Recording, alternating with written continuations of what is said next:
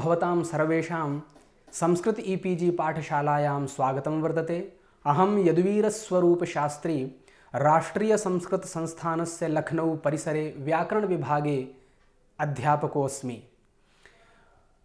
अधुना भवन्तः संस्कृत वाक्य संरचना सिद्धांत विषयके द्वितीये अध्याये भाषा विज्ञान दृष्ट्या वाक्यस्य किं स्वरूपम् इति ज्ञास्यन्ति।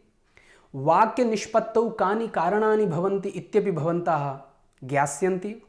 किंच वाक्ये कति प्रकाराः भवन्ति इत्यपि भवन्तः ज्ञास्यन्ति। अर्थात् वाग्व्यवहारे कथं भूतानां वाक्यानाम् अस्माभिः प्रयोगः क्रियते, अमीषां सर्वेषामपि प्रयोगाणाम् अत्र विस्तरेण चर्चा विहिता अस्ति। अस्मिन् अध्याये वाक्ये उद्देश्यदलं विधेयदलम् उद्देश्यपदं विधेयपदं वर्तते। तत्र उद्देश्यपदस्य विस्तरः कथं कर्तुं शक्यते, एवमेव विधेयपदस्यापि विस्तरः कथं कर्तुं शक्यते, इत्थं भूता चर्चा अस्मिन् द्वितीये अध्याये कृता वर्तते। अतः क्रमेण एतान् सर्वान्नपि विषयान् अहम् इदानीं प्रस्तौमि। तत्र भवन्तः ध्यानेन श्रोष्यन्ति इति विश्वासः। कस्याञ्चिदपि भाषायां सम्पूर्णरूपेण अर्थाभिव्यक्तिः वाक्येनैव जायते। तस्मात् वाक्यम् अर्थाभिव्यक्त्यर्थं नितान्तम् आवश्यकं भवति। वाक्ये कर्तृक्रिययोः साक्षात् सम्बन्धो भवति। इतरेषां पदानां तु परम्परया स्वातन्त्र्येण प्रयुज्यमानः कश्चित् शब्दः वक्तुः अभिप्रायं श्रोतारं नावगमयति। वाक्यं खलु पूर्णरूपेण मानसिकं तत्त्वं वर्तते। अतः वाक्येषु भावानां विचाराणां च अनुसारं पदानां संयोजनं विधीयते। वाक्यविज्ञाने पदानां पारस्परिकसम्बन्धविषये विशेषरूपेण विचारो विधीयते। पदविज्ञान वाक्यविज्ञानयोः एतावान् एव भेदो वर्तते यत् पदविज्ञाने संज्ञा क्रिया विशेषण कारक लिंग वचन पुरुष कालादिबोधक शब्दानां रचना प्रक्रिया संदर्भे विचारः विधीयते। किन्तु वाक्यविज्ञाने तु एतेषां शब्दानां कुत्र केन प्रकारेण प्रयोगः विधेयः इति विषये विचारः प्रस्तूयते। वाक्यनिर्माणे अथवा पदैः वाक्यनिर्माणे त्रिधा प्रकाराः वर्तन्ते। वर्णनात्मकः प्रकारः, तुलनात्मकः प्रकारः, ऐतिहासिकश्चेति। तत्र वर्णनात्मक प्रकारे युगविशेषे प्रचलितानां वाक्यनिर्माणानाम् अध्ययनं विवेचनं च वर्णनात्मक प्रकारेण क्रियते। अतः असौ प्रकारः वर्णनात्मक प्रकारः कथ्यते। तुलनात्मक प्रकारः यत्र द्वयोः भावयोः द्वयधिकभाषाणां वा वाक्यनिर्माणविधौ सम्यग्रूपेण अध्ययनं क्रियते। तुलनां च विधाय वाक्यनिर्माणविधेः साम्यवैषम्ययोः निरूपणं क्रियते। सः प्रकारः तुलनात्मक प्रकारः कथ्यते। ऐतिहासिक प्रकारः कस्याश्चित् भाषायाः बहुयुगानाम् अध्ययनं कृत्वा वाक्यनिर्माणविधिं मुख्यरूपेण अभिलक्ष्य तस्य ऐतिह्यवर्णनं क्रियते। सः प्रकारः ऐतिहासिक प्रकारः कथ्यते। वाक्यलक्षणविचारः वाक्यलक्षणविचारस्तावत् प्रथमतया भारतीयैः विद्वद्भिः एव विहितः। एभिः विद्वद्भिः पदवाक्ययोः पारस्परापेक्षिकसम्बन्धविषये सिद्धान्तद्वयम् अकारि। अभितान्वयवादः अन्विताभिधानवादश्च। तत्र अभितान्वयवादिनः पदानां सत्ताम् अङ्गीकुर्वन्ति, अन्विताभिधानवादिनस्तु वाक्यसत्तां मन्वते। अभितान्वयवादिनां मते पदद्वारा वाक्यनिर्माणं भवति, किन्तु अन्विताभिधानवादिनां मते वाक्यस्य छेदे सति पदं जायते। अतः वक्तुं शक्यते अभितान्वयवादः नाम पदवादः, अन्विताभिधानवादः नाम वाक्यवादः इति। वाक्यवादिनां मते पदस्य पृथक् सत्ता नास्ति। अस्यैव वादस्य अर्थात् अन्विताभिधानवादस्यैव आधुनिकभाषाशास्त्रमर्मज्ञाः समर्थनं विदधति। अथ च अन्विताभिधानवादस्य पक्षे भर्तृहरि अपि प्राह पदे न वर्णा विद्यन्ते वर्णेष्व अवयवा न च वाक्यात् पदानामत्यन्तं प्रविवेको न कश्चन। अर्थात वाक्यस्य सत्ता एव प्रधानभूता, कस्यचिद् अर्थस्य अभिव्यक्तिः वाक्येनैव जायते, पदेन कस्यचिद् भावस्य विचारस्य वा समग्रार्थाभिव्यक्तिः न जायते, अतो वाक्यस्यैव प्रधानता। वाक्यनिष्पत्तौ आवश्यकानि तत्त्वानि इदानीं विचार्यन्ते। अभितान्वयवादि समर्थकानां मीमांसकानां मते पदैरेव वाक्यनिर्माणं भवति, परं वाक्यनिष्पत्तये आकांक्षा, योग्यता, आसक्तिः च कारणानि भवन्ति। तत्र कानाम् आकांक्षा इति विचार्यते। पदानां परस्परं सम्बन्धः आकांक्षा उच्यते। यथा देवदत्तः तण्डुलं पचति इत्यत्र वाक्ये पदत्रयं वर्तते।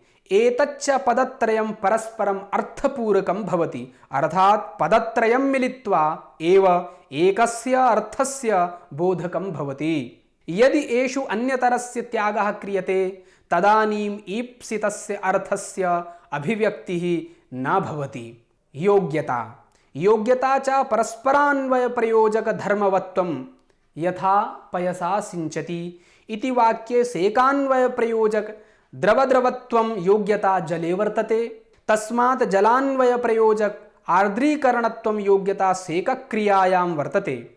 वह्निना सिञ्चति इति वाक्यं तु अयोग्यम् एव, यतः वह्नेः सेकान्वयप्रयोजक द्रवत्व अभावात्। आसक्तिः, अधुना आसक्तिविषये उच्यते। प्रकृतान्वयबोधानुकूल पदाव्यवधानम् आसक्तिः कथ्यते। यथा गिरिः अग्निमान् इति आसक्तियुक्तं पदं, किन्तु गिरिः भुक्तम् अग्निमान् देवदत्तेन इति वाक्यं तु आसक्तिरहितं। यतोहि गिरि अग्निमतोः मध्ये भुक्तम् इति पदं प्रकृतान्वय अप्रयोजकं वर्तते। एवमेव भुक्तदेवदत्तपदयोर्मध्ये विद्यमानम् अग्निमान् इति पदं प्रकृतान्वयप्रयोजकं वर्तते। एवं च बोधे विलम्बः अनुभवसिद्धः। अधुना वाक्यस्य अवयवाः। भारतीय यूरोपीय परिवारस्य भाषायां वाक्यस्य मुख्यौ द्वौ अवयवौ भवतः उद्देश्यं विधेयञ्च। अर्थात् उद्देश्यं नाम आङ्ग्लभाषायां सब्जेक्ट इत्युच्यते, विधेयस्य कृते आङ्ग्लभाषायां प्रेडिकेट इति पदमस्ति। उद्देश्यम् अर्थात् यस्य विषये किञ्चित् कथ्यते तद् उद्देश्यं भवति। विधेयं तु उद्देश्यविषये यदुच्यते तद् विधेयं भवति। यथा उदाहरणेन वयं जानीमः, सूर्यः उदेति। यथा चीनी भाषायां एक्सिकिमो भाषायां च उद्देश्यविधेययो अवकाशो न विद्यते। अधुना वाक्यस्वरूपं। जगतः विभिन्नानां भाषाणाम् अध्ययनेन भाषावैज्ञानिकाः वाक्यस्य चतुरः भेदान् कृतवन्तः। प्रथमा भेदः समासप्रधानं वाक्यं, द्वितीया भेदः व्यासप्रधानं वाक्यं, तृतीया भेदः प्रत्ययप्रधानं वाक्यं, चतुर्था भेदः विभक्तिप्रधानं वाक्यम्। अधुना समासप्रधानं वाक्यं कथं भवति इति विषये जानीमः। समासप्रधाने वाक्ये शब्दाः संश्लिष्टाः भवन्ति। अमीषां शब्दानां पृथक्त्वेन सत्ता न वर्तते। समासप्रधानवाक्यानां विश्लेषणं च कठिनमेव। समासप्रधानवाक्येषु कर्तृकर्मक्रियाः एवं संश्लिष्टाः भवन्ति यत् सर्वं वाक्यम् एकः एव शब्दः इति प्रतीयते। यथा उदाहरणार्थम् अमेरिकायाः चेरोकी इति भाषायाः एकं वाक्यं नोधो लिनिन् इति वर्तते। अयं च शब्दः अमोखल् इत्युक्ते नौका, नातन इत्युक्ते आनय, निन् इत्युक्ते वयम् इति एभिः शब्दैः निर्मितः वर्तते। समस्तवाक्यं तु नोधो लिनिन् इत्युच्यते। अस्यार्थः अस्माकम् एकां नौकाम् आनय। एवं तु संस्कृते यथा समस्तपदानि भवन्ति, जाया प्रतिग्राहितगन्धमाल्याम् इति पदं। व्यासप्रधानं वाक्यम् अयोगात्मकवाक्यम् इति उच्यते। व्यासप्रधानवाक्यानां निर्माणं समासप्रधानवाक्येभ्यः पृथक् भवति। व्यासप्रधानवाक्येषु प्रत्येकं शब्दस्य स्वातन्त्रिकी सत्ता वर्तते। अथ च प्रत्येकं शब्दस्य स्थानं निश्चितं भवति। येषु वाक्येषु शब्दानां स्थानपरिवर्तनं नैव सम्भवति। व्यासप्रधानभाषासु चीनी भाषा प्रसिद्धा वर्तते। यथा नुगो तानि शब्दस्य अर्थः अहं त्वां ताडयामि, किन्तु नीता नुगो रूपे स्थान व्यत्यये सति त्वं मां ताडयसि इत्यर्थः जायते। परन्तु संस्कृते एवं नास्ति। पदविकृतेपि अर्थविकृतो न भवति। यथा घटमाने आनय घटम, एताभ्यां द्वाभ्यामपि वाक्याभ्याम् एक प्रकारकः एव बोधो भवति। प्रत्यय प्रधानं वाक्यम् अर्थात अश्लिष्ट प्रयोगात्मकं। प्रत्यय प्रधान वाक्यानां निर्माण विधि सरलः भवति। प्रत्यय प्रधानानि वाक्यानि अश्लिष्ट योगात्मकानि वाक्यानि कथ्यन्ते। यथा तुर्की भाषायाम् एव इति शब्दस्य अर्थः गृहम् अस्ति। तत्र लेट् इति प्रत्ययः योज्यते चेत् एवलेर् इति शब्दः जायते। तस्यार्थस्तु बहूनि गृहाणि इति भवति। एवमेव संस्कृतभाषायामपि प्रत्ययप्रधानानि वाक्यानि प्रयुज्यन्ते। यथा दशरथस्य अपत्यम् इत्यर्थे दाशरथी इत्यादि। विभक्तिप्रधानं वाक्यम् अर्थात श्लिष्टयोगात्मकं। श्लिष्टयोगात्मकवाक्यानि विभक्तिप्रधानानि वाक्यानि कथ्यन्ते। विभक्तिप्रधानासु भाषासु भारोपीय सेमेटिक हेमेटिक परिवाराणां भाषाः अंतर्भूताः भवन्ति। एवं रीत्या पद विषय चर्चा अस्माभिः, वाक्यस्य प्रकार विषय चर्चा अस्माभिः इदानीं विहितः। पदं किं नाम पदम् इति अधुना उच्यते। येन कस्यचित् एकस्य विचारस्य अभिव्यक्तिर्भवति तत् पदम् इति व्यवह्रियते। यथा रामः, सुवर्णं, नीति इत्यादि। पदसमुच्चयः उद्देश्य विधेय रहितः पदसङ्घातः पदसमुच्चयः कथ्यते। यथा रामिव वासनम्, अग्नितप्तं सुवर्णं, जनहितवहा नीतिः इत्यादि। वाक्यं पूर्णरूपेण निश्चित विचारबोधकः पदसमूहो वाक्यं भवति। यथा रामविवासनं कैकेय्याः अभिमतम्, अग्नितप्तं सुवर्णं विलीनाति, जनहितावहा नीतिः राज्ञा अनुरुध्यते इत्येतानि उदाहरणानि वाक्यस्य भवन्ति। अत्र इदम् अवधेयमस्ति यत् सामान्यं वाक्यं भवतु, आज्ञात्मकं, प्रश्नवाचकं, आशीर्वादात्मकं वा भवतु, किन्तु सर्वेषां वाक्यानां विचारस्तु एक एव भवति। प्रत्येकं वाक्यस्य उद्देश्य विधेय भेदेन भागद्वयं भवति। यथा सूर्यः उदेति इति पूर्वमुक्तम्। इत्यस्मिन् वाक्ये सूर्यः इति पदम् उद्देश्यबोधकम्, उदेति इति पदं विधेयबोधकं वर्तते। इदानीं वाक्यस्य के प्रकाराः इति जानीमः। वाक्यानि तावत् त्रिविधानि भवन्ति। साधारणवाक्यं, मिश्रितवाक्यं, संयुक्तवाक्यं चेति। तत्र साधारणवाक्येषु एकम् उद्देश्यबोधकं पदं भवति।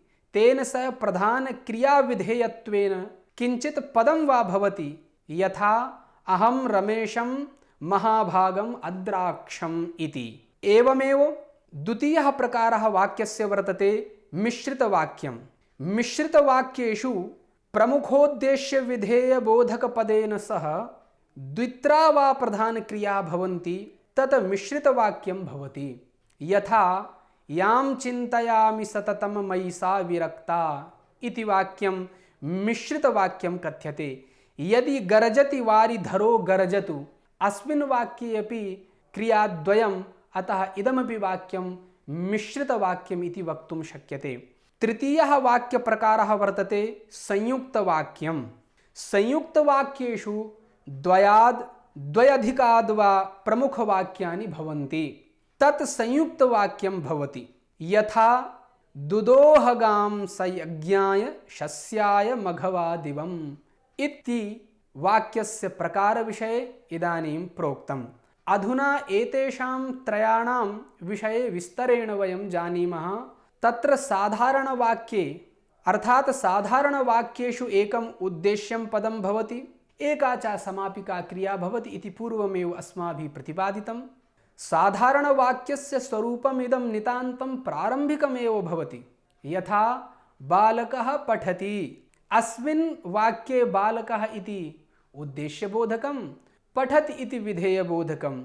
एवं च वक्तुं शक्यते पठति इति च अत्र समापिका क्रिया वर्तते। अधुना उद्देश्यविस्तरः, वाक्ये समागतस्य उद्देश्यपदस्य कथं विस्तरः इति विषये इदानीं चर्चा विधीयते।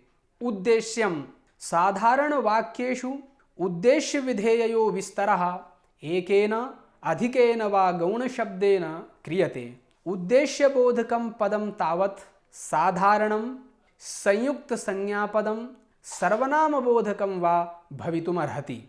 यथा आत्मा तपस्यायोजितः, शुकनाशः सविस्तरम् उवाच, भरतशत्रुघ्नौ द्वन्द्वं बभूवतुः सः अपि आचक्षे।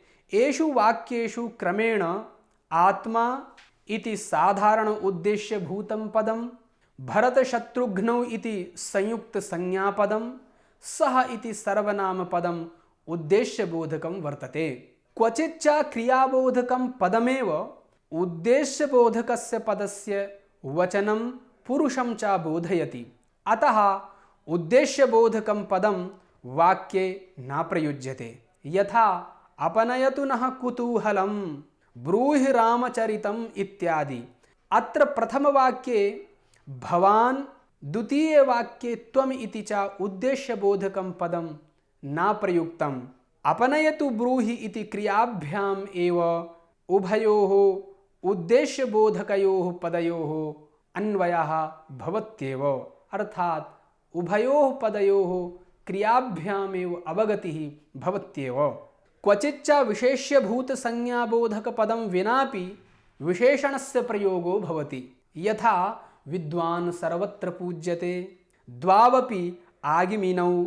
अत्र उदाहरणयोः एतयोः द्वयोः विद्वान् द्वावपि इति विशेषणबोधकं पदमेव प्रयुक्तं, विशेष्यबोधकं पदं न प्रयुक्तं। तर्हि वाक्यनिर्माणे एषा काचित् शैली भवति। सा च शैली अस्माभिः काव्येषु गद्येषु च अवलोक्यते। अतः एवं रीत्यापि वाक्यस्य निर्माणं कर्तुं शक्यते।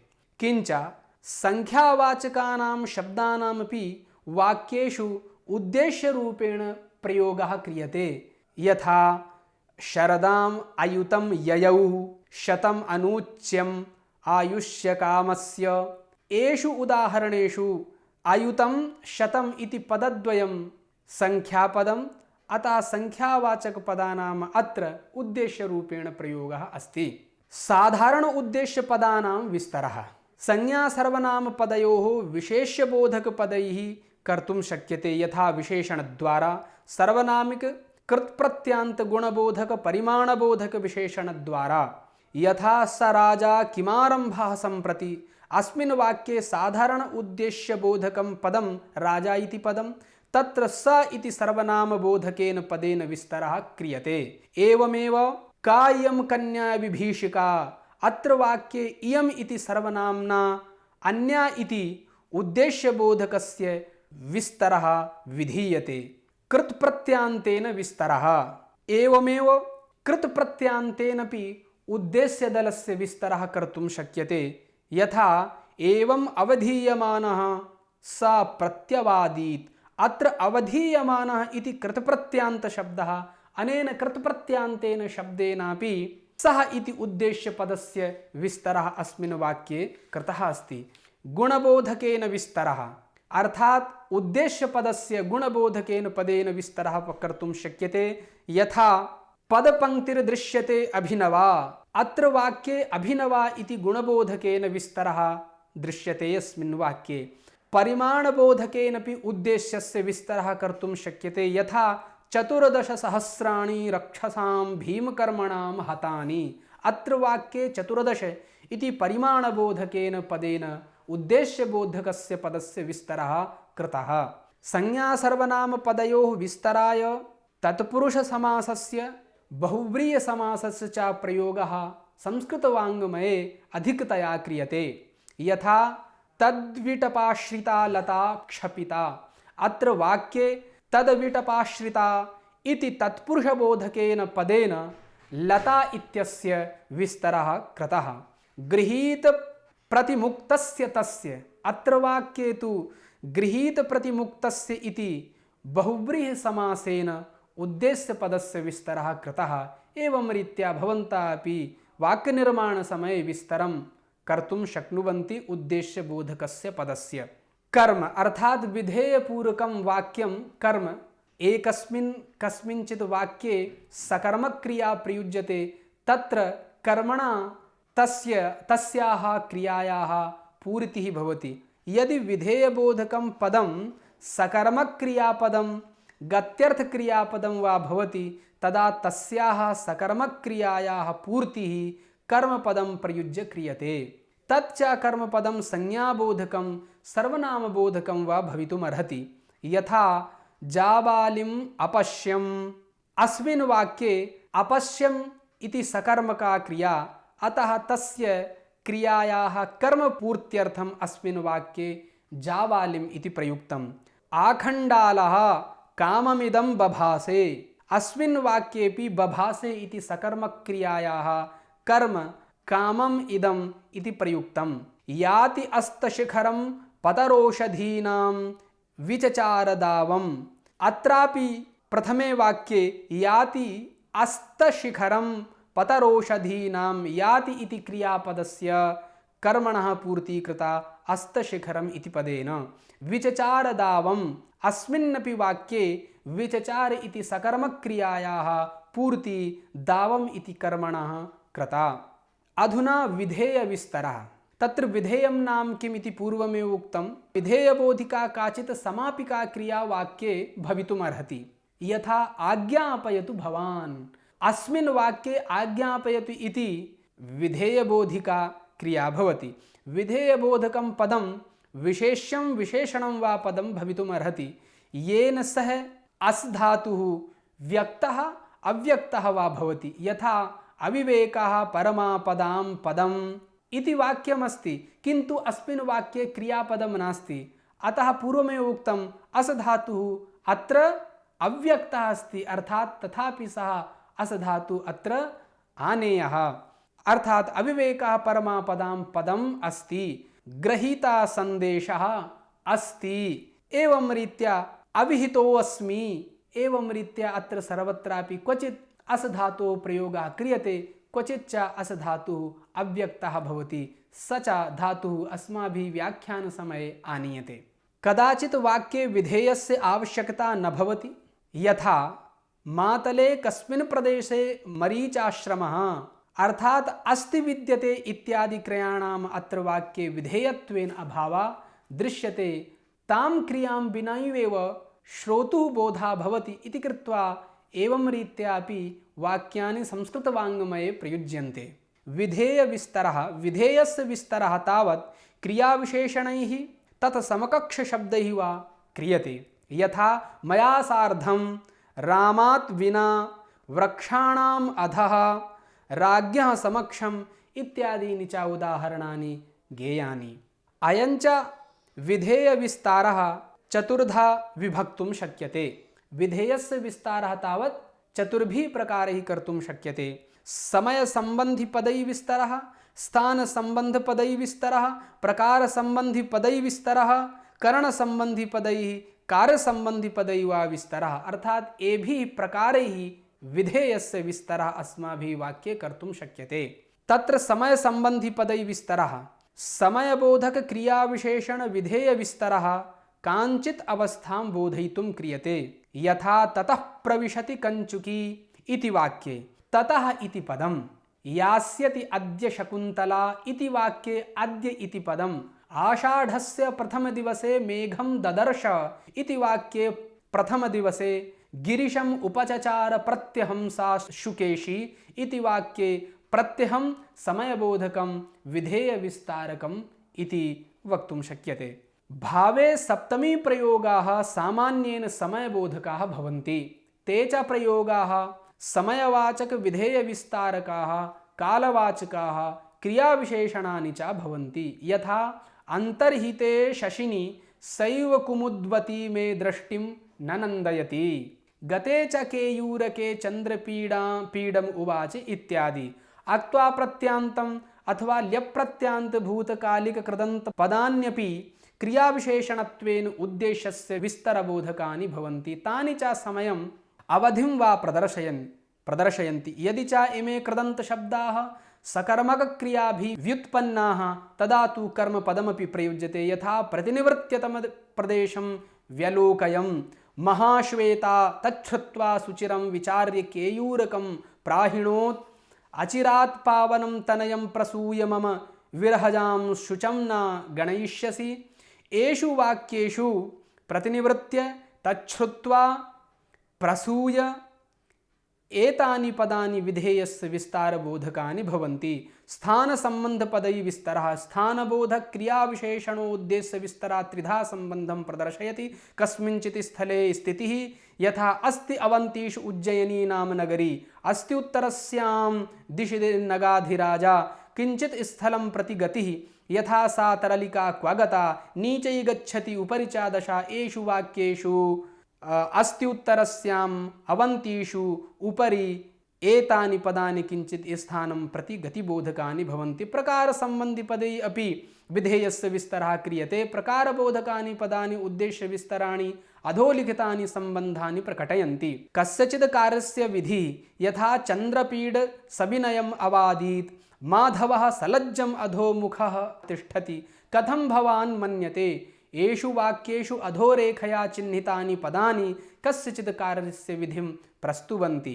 मात्रा तमवेक्षसा भृशं रुरोद, स राज्यं गुरुणा दत्तं प्रतिपद्य अधिकं बभौ। एतयोः वाक्ययोः भृशम् अधिकं च मात्राबोधकं वर्तते। कस्यचित् कार्यस्य साधनं यथा सञ्चूर्णयामि गदया न सूयोधनो ऊरुः, केचित् पथाः सञ्चरन्ते सुराणाम्। एतयोः वाक्ययोः अधोरेखया चिह्नितपदैः कार्यसाधने भवतः कार्यकरणसम्बन्धिपदैः विस्तरः उद्देश्यविस्तरभूतानि कार्यकरणक्रियाविशेषणानि अधोलिखितानि सम्बन्धान् प्रकटयन्ति। कस्यचित् कार्यस्य आधारः कारणं वा यथा कापुरुषः स्वल्पकेनापि तुष्यति, लज्जेऽहम् अनेन प्रागल्भ्येन। एवं रीत्या अत्र विधेयस्य विस्तारः बहुभिः प्रकारैः अस्माभिः कर्तुं शक्यते। इदानीं मिश्रितवाक्यविषये किञ्चित् प्रोच्यते। मिश्रितवाक्येषु उद्देश्यविधेयाभ्यां ऋते द्व्यधिके वा समापिके क्रिये भवतः। यथा यस्यार्था तस्य मित्राणि, इतश्चेतश्च निर्गतो युवराजः इति आकर्ण आचकम्पे मेदिनी। वाक्यस्य यस्मिन् भागे उद्देश्यबोधकं कर्तृपदं विधेयपदं च भवति सः भागः मुख्योपवाक्यमित्युच्यते। अवशिष्टश्च भागः आश्रितोपवाक्यं कथ्यते। आश्रितोपवाक्यानि च त्रिविधानि भवन्ति: संज्ञोपवाक्यं, विशेषणोपवाक्यं, क्रियाविशेषणोपवाक्यं। वस्तुतस्तु मिश्रितवाक्यं साधारणवाक्यस्यैव मिश्रितरूपमस्ति। संज्ञोपवाक्यं तु संज्ञां, विशेषणोपवाक्यं विशेषणं, क्रियाविशेषणोपवाक्यं च क्रियाविशेषणं विधेयविस्तरं वा अभिव्यनक्ति। संज्ञोपवाक्यं संज्ञापदस्थानं गृह्णाति, अर्थात संज्ञोपवाक्यस्य प्रयोगः अधोलिखित स्थलेषु भवति। प्रधानविधेयस्य उद्देश्यः, प्रधानविधेयस्य कर्म, मुख्योपवाक्यस्य कस्यचित् संज्ञापदस्य समानाधिकरणं, मुख्योपवाक्यस्य कस्यचित् क्रियारूपस्य कर्म। साम्प्रतं क्रमेण उदाहरणानि परिशीलयन्तु। अयं पुनर्विरुद्धः प्रकारः इति वृद्धेभ्यः श्रूयते। अत्र श्रूयते इति विधेयक्रियायाः उद्देश्यदलं भवति। स पापादृते तासां दुष्यन्ति इति घुष्यताम्।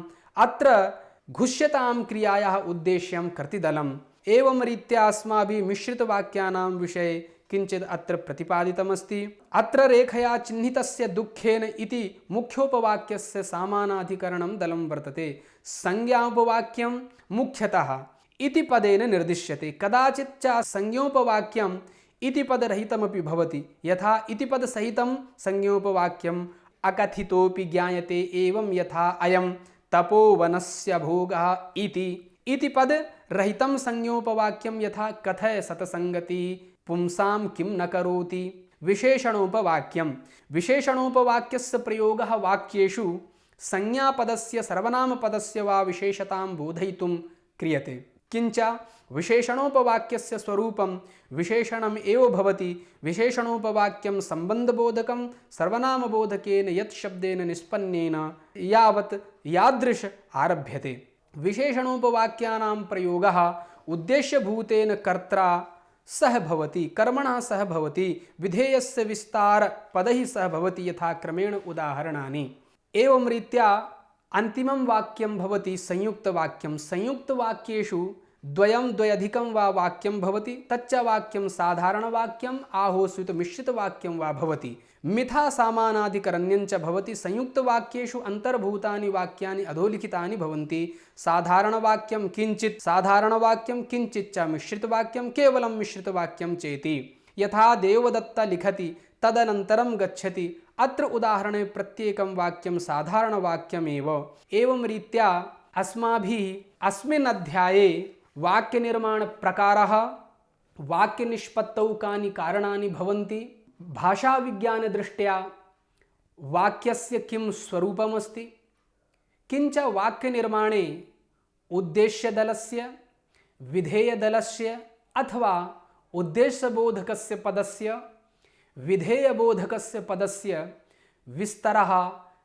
केन प्रकारेण कर्तुं शक्यते इति अस्माभिः अस्मिन् पाठे ज्ञातमस्ति। एवमेव अन्येषाम् अपि विषयाणाम् अत्र अर्थात् उद्देश्यदलस्य विभिन्नैः प्रकारैः अस्माभिः विस्तरः कर्तुं शक्यते इति अस्मिन् अध्याये अस्माभिः अधीतं, भवद्भिः श्रुतं च इत्यलं। सर्वेभ्यः धन्यवादः।